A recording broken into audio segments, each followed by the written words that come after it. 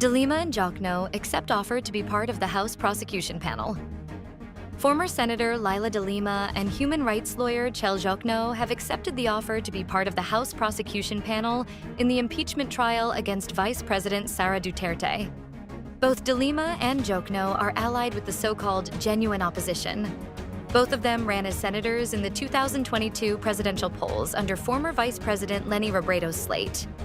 De Lima said that her decision comes from a place of duty and principle, that she have always stood for truth, accountability, and the rule of law across different administrations, regardless of political affiliation, and that commitment remains unchanged.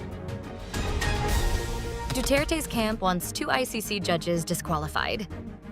The camp of former President Rodrigo Duterte is seeking the disqualification of 2 judges of the International Criminal Court Pretrial Chamber 1 for having already supposedly decided on the issue of jurisdiction on the former chief executive's case.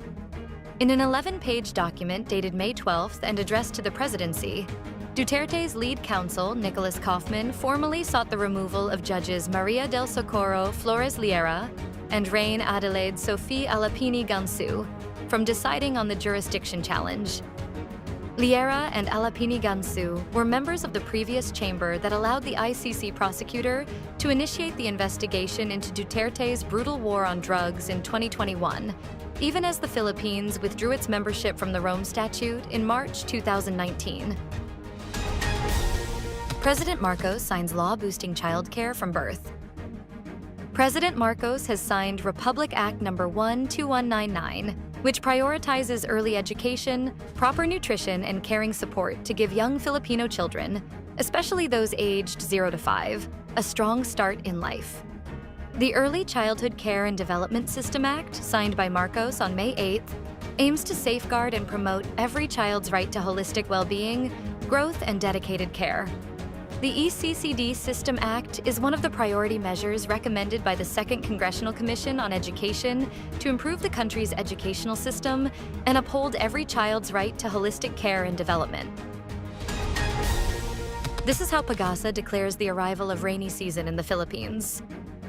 As the country shifts from dry to wet conditions, the Philippine Atmospheric, Geophysical, and Astronomical Services Administration has explained the key factors that determine when the rainy season officially begins. PAGASA weather specialist Benison Estereja said rainfall and wind patterns are the 2 main parameters used to assess the arrival of the rainy season. Estereja explained that for the rainy season to be declared, at least 7 of the 13 monitoring stations across the western parts of Luzon and the Visayas must report 5 consecutive days of rain, with each station accumulating a minimum of 25 millimeters of rainfall during that period. Israeli airstrikes in Gaza kill 70 people, including 22 children. Israeli airstrikes pounded northern and southern Gaza on Wednesday, killing at least 70 people, including almost 24 children, according to hospitals and health officials. A day after Israeli Prime Minister Benjamin Netanyahu said there was no way he would halt Israel's offensive in the Palestinian territory before Hamas is defeated. In comments released by Netanyahu's office on Tuesday, the Prime Minister said Israeli forces were days away from a promised escalation of force and would enter Gaza with great strength to complete the mission.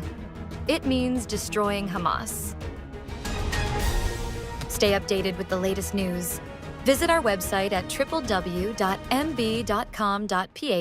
or follow us on social media. Thanks for tuning in to the Manila Bulletin Daily Rundown.